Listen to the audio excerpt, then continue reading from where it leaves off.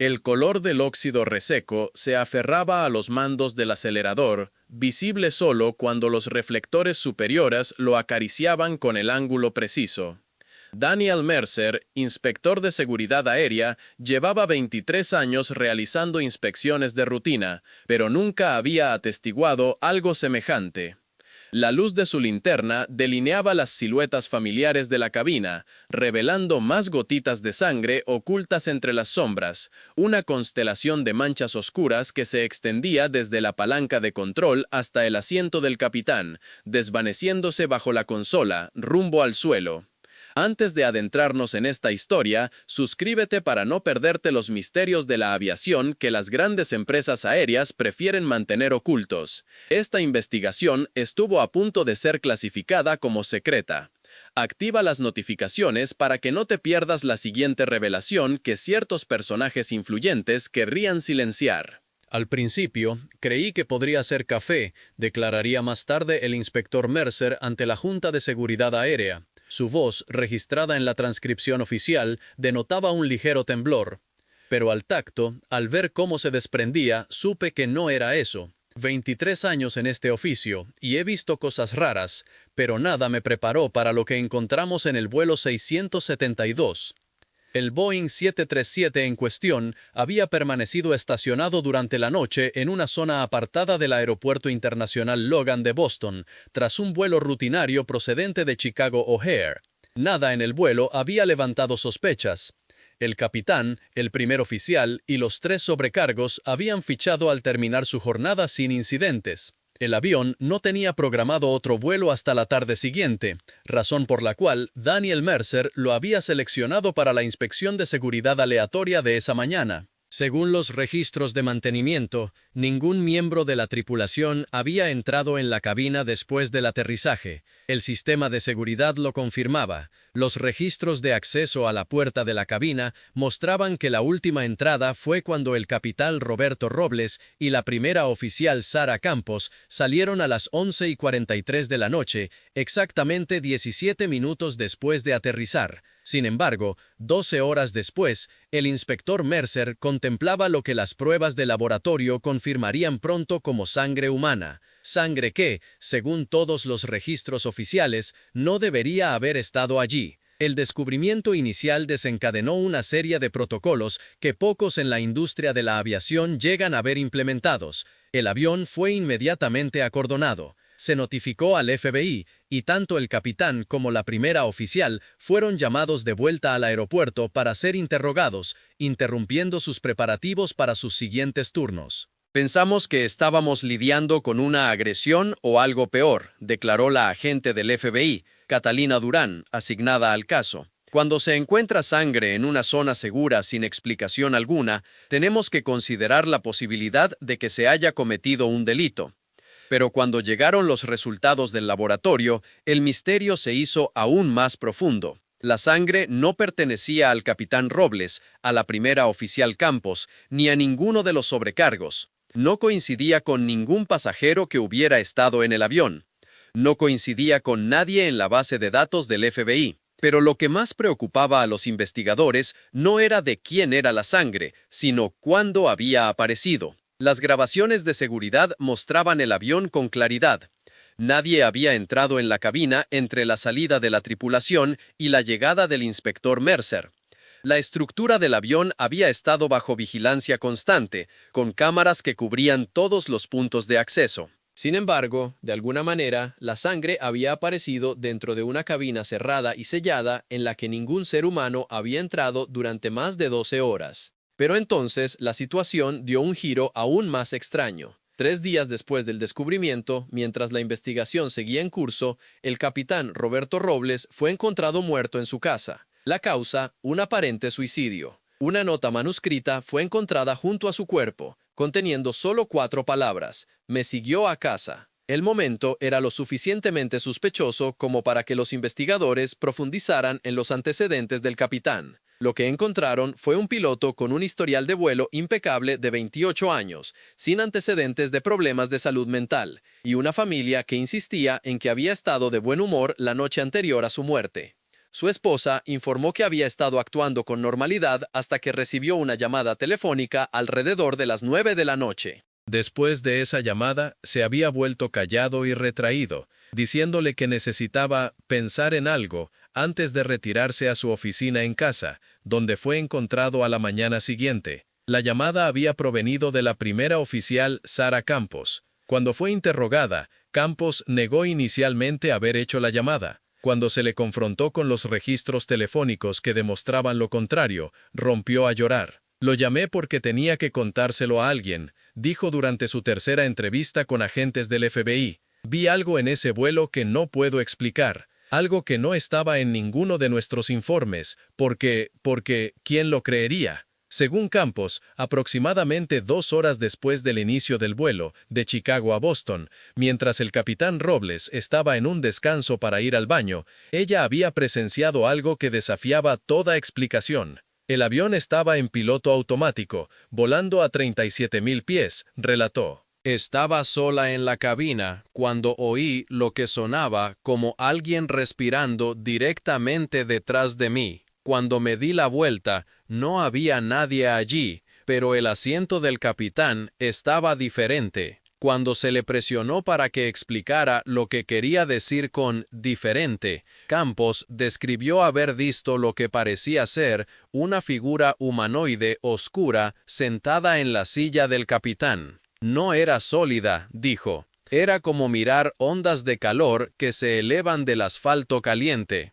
Se podía ver a través de ella, pero sabías que algo estaba allí. La figura, según Campos, permaneció inmóvil durante aproximadamente 30 segundos antes de parecer disolverse en el aire. Ella había estado demasiado impactada para activar la grabadora de voz de la cabina, lo que habría sido el procedimiento estándar para cualquier suceso inusual. Cuando el capitán Robles regresó, ella optó por no mencionar el incidente. No se habla de estas cosas, explicó a los investigadores. No, si quieres conservar tu trabajo. Los pilotos que reportan haber visto fenómenos inexplicables no suelen seguir siendo pilotos por mucho tiempo. Pero ese no fue el final del asunto. Campos afirmó que, al acercarse a Boston, tanto ella como el capitán Robles comenzaron a experimentar dolores de cabeza punzantes simultáneamente, lo suficientemente severos como para que consideraran declarar una emergencia médica. Los dolores de cabeza remitieron tan misteriosamente como habían aparecido justo antes de comenzar su descenso. Por eso lo llamé esa noche, dijo Campos,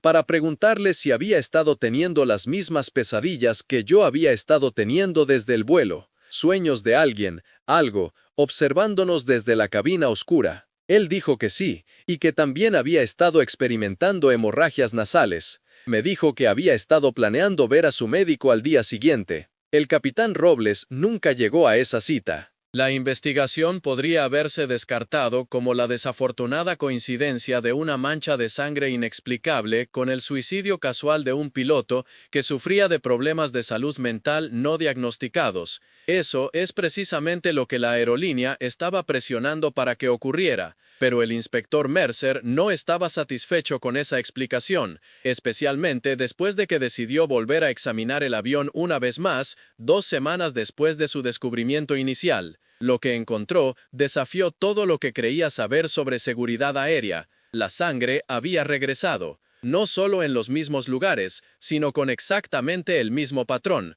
como si la cabina se hubiera reestablecido al estado en el que la había encontrado por primera vez. Esto, a pesar de que el avión había sido limpiado a fondo y había completado desde entonces 6 vuelos comerciales sin incidentes. Tomé fotos la primera vez, le dijo Mercer a su supervisor. El patrón es idéntico, hasta la gota más pequeña. Eso no es posible. Simplemente no es posible. Para este punto, la noticia había comenzado a extenderse entre el equipo de mantenimiento. 2 técnicos se negaron a trabajar en el avión. Una sobrecargo programada para un turno en el avión llamó enferma después de haber experimentado un ataque de pánico en la sala de la tripulación. La aerolínea, preocupada tanto por la seguridad como por las relaciones públicas, tomó la decisión de retirar temporalmente el avión del servicio.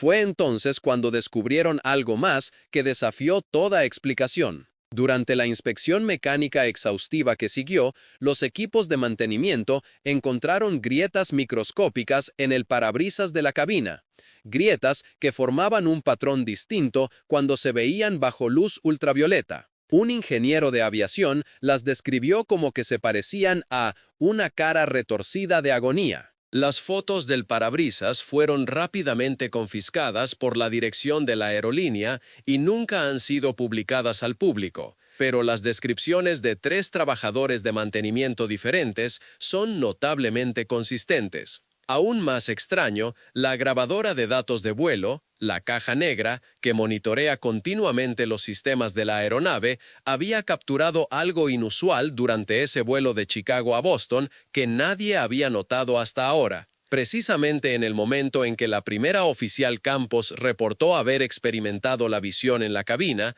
la temperatura en el asiento del capitán había disminuido 17 grados Fahrenheit en menos de 10 segundos, antes de volver a la normalidad. Una caída localizada de temperatura de esa magnitud, afectando solo a un área específica de la cabina, no tiene explicación científica. La aerolínea trajo expertos externos, ingenieros, científicos de materiales, incluso un criminólogo especializado en el análisis de patrones de sangre. Ninguno pudo proporcionar una explicación satisfactoria para lo que estaba sucediendo. Las muestras de sangre continuaron desafiando la identificación, conteniendo marcadores que un técnico de laboratorio describió como no consistentes con perfiles genéticos humanos estándar. Luego vino el incidente que transformó el misterio en algo mucho más perturbador. 3 semanas después del descubrimiento inicial, la sobrecargo Jessica Torres estaba completando una revisión previa al embarque en otra aeronave por completo, un Boeing 737 diferente que nunca había estado conectado al incidente original. Al pasar por la cabina de primera clase, notó algo en la pared divisoria que separa la cabina de la tripulación de la cabina de pasajeros. Una huella de mano, en sangre. Las grabaciones de seguridad mostraban que Torres era la primera persona en entrar en esa sección de la aeronave esa mañana. La huella de la mano no había estado allí durante el servicio del vuelo anterior. Al igual que las manchas de sangre originales, esta nueva evidencia parecía haberse materializado sin intervención humana. Cuando se analizó, la sangre coincidió con las muestras no identificables del primer avión. Para este punto, la aerolínea ya no podía contener la situación. Los rumores se estaban extendiendo entre la tripulación. 4 pilotos solicitaron traslados a diferentes tipos de aeronaves. Un contratista de limpieza rescindió su acuerdo con la aerolínea sin explicación. La FAA estaba ahora totalmente involucrada, y los medios de comunicación estaban comenzando a hacer preguntas. La aerolínea tomó una decisión desesperada. Ambas aeronaves fueron retiradas del servicio y voladas, sin pasajeros, a una instalación de almacenamiento en el desierto de Mojave. La explicación oficial fue modernización programada de la flota. La verdadera razón era el miedo. Pero remover las aeronaves no resolvió el problema. Siguió a la gente. La primera oficial Sarah Campos se despertó una mañana para encontrar el espejo de su baño cubierto de una niebla que reveló las mismas 4 palabras cuando salió de la ducha. Me siguió a casa. 2 días después, fue hospitalizada tras ser encontrada inconsciente en su apartamento. Los informes médicos indicaron que había perdido casi 40% de su volumen sanguíneo. Sin embargo, no había sangrado externo, ni heridas, ni explicación médica de a dónde había ido la sangre. Permaneció en coma durante 9 días. Al despertar, no tenía memoria del incidente o del vuelo original. El inspector Mercer comenzó a experimentar hemorragias nasales intensas y crónicas. Durante un episodio, según los informes, perdió el conocimiento después de sangrar durante más de 30 minutos seguidos. Cuando volvió en sí, encontró huellas de manos ensangrentadas en el techo de su dormitorio. Huellas de manos que no podrían haber sido hechas por alguien parado en el piso. La sobrecargo que descubrió la segunda mancha de sangre, Jessica Torres, comenzó a experimentar lo que describió como tiempo perdido, períodos de hasta 3 horas que no podía explicar. Durante uno de esos episodios, las cámaras de seguridad de una tienda de comestibles la capturaron de pie inmóvil en el pasillo de alimentos congelados durante 27 minutos, mirando fijamente hacia adelante mientras otros compradores se movían a su alrededor como si fuera invisible. 5 meses después del descubrimiento inicial, con la investigación estancada y aquellos involucrados experimentando fenómenos cada vez más perturbadores, la aerolínea tomó una decisión sin precedentes. Desarmaron ambas aeronaves, descomponiéndolas en sus partes componentes, y las esparcieron entre diferentes instalaciones de reciclaje a través de 3 estados. La investigación oficial fue cerrada silenciosamente. Todo el personal involucrado fue requerido a firmar acuerdos de no divulgación. La FAA emitió una breve declaración indicando que las anomalías habían sido rastreadas a un agente de limpieza patentado que reaccionó usualmente con las aleaciones de metal en las superficies de control de la cabina. Nadie que supiera la verdad creyó esta explicación, pero la mayoría estaban demasiado asustados para hablar. La mayoría, pero no todos. Aquí es donde nuestra historia habría terminado, enterrada bajo negaciones corporativas y silencio gubernamental, si no fuera por lo que sucedió el año pasado en el Aeropuerto Internacional Chicago O'Hare. El agente de la puerta de embarque, Miguel Suárez, estaba completando una revisión final de un avión de pasajeros que acababa de llegar de Boston. No un Boeing, sino un Airbus A320 de una aerolínea completamente diferente. Al entrar en la cabina vacía, notó a una sobrecargo todavía a bordo, sentada en la parte trasera del avión. La llamé, pero no respondió, informó más tarde Suárez a su supervisor. Mientras caminaba hacia ella, vi que estaba sentada completamente rígida, mirando directamente hacia adelante. Sus ojos estaban completamente negros, sin nada de blanco, solo negro sólido. Cuando estaba aproximadamente a la mitad del pasillo, la figura se desvaneció, no levantándose o moviéndose. Suárez insiste en que simplemente dejó de existir entre un parpadeo y el siguiente. Conmovido pero decidido a completar sus deberes, Suárez continuó a la cabina para asegurarse de que había sido asegurada adecuadamente. Lo que encontró allí trajo todo el misterio de vuelta al centro de atención. En el panel de control había manchas de sangre frescas, todavía húmedas, dispuestas en un patrón distintivo. Un patrón idéntico a lo que el inspector Mercer había documentado 5 años antes en una aeronave completamente diferente de un fabricante diferente. Pero esta vez había algo nuevo. Usando su teléfono, Suárez logró capturar un video corto antes de que la seguridad de la aerolínea confiscara el dispositivo. 10 segundos de metraje que desde entonces ha sido analizado por múltiples expertos independientes, todos los cuales confirman su autenticidad. El video muestra sangre en los mandos del acelerador. A medida que Suárez hace zoom, la sangre comienza a moverse, no goteando o fluyendo como lo haría normalmente la sangre líquida, sino pulsando, como si todavía estuviera viva y latiendo, conectado a un corazón latiendo en algún lugar más allá de la percepción humana. Esta evidencia, aunque breve, desató una nueva ola de investigaciones. Denunciantes comenzaron a presentarse, no solo de la aerolínea original, sino de toda la industria. Describieron incidentes similares que se remontan a más de una década. Sangre apareciendo en cabinas selladas, fluctuaciones inexplicables de temperatura, miembros de la tripulación experimentando pesadillas idénticas y, lo más inquietante de todo, avistamientos de lo que llamaron pasajeros sombra, figuras translúcidas que a veces se vislumbraban en asientos vacíos durante el vuelo. La mayoría de estos informes habían sido enterrados por la administración de las aerolíneas. Los miembros de la tripulación que persistieron en discutir estos sucesos se encontraron en tierra, transferidos a trabajos de escritorio o despedidos por completo. La industria de la aviación había estado encubriendo estos incidentes durante años, no a través de una conspiración organizada, sino a través de un entendimiento compartido de que la confianza pública en los viajes aéreos no podría resistir la revelación de que algo más allá de la comprensión humana podría estar viajando a bordo de vuelos comerciales.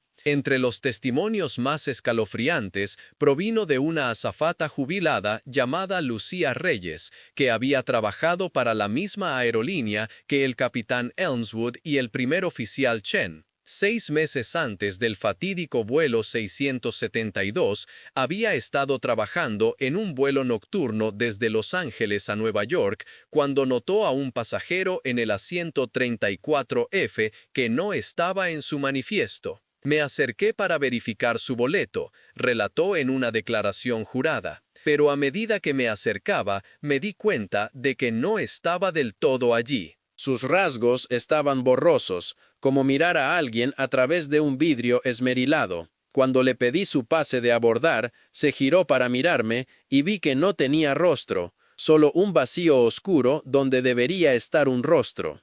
Corrí a contárselo al sobrecargo, pero cuando regresamos, el asiento estaba vacío. Según los registros de mantenimiento obtenidos a través de una solicitud de la Ley de Libertad de Información, ese avión en particular fue retirado de servicio 2 días después, por lo que se registró oficialmente como anomalías eléctricas inexplicables. Cuando los técnicos abrieron el panel debajo del asiento 34F, encontraron que todo el cableado interior se había derretido, no quemado o cortocircuitado, sino derretido, como si se hubiera sometido a temperaturas muy superiores a lo que los materiales deberían haber podido soportar. Ese avión, con número de registro N731AR, luego sería reconfigurado y renombrado como el mismo avión donde el inspector Mercer encontró las manchas iniciales de sangre. Durante la investigación renovada que siguió al descubrimiento de Suárez,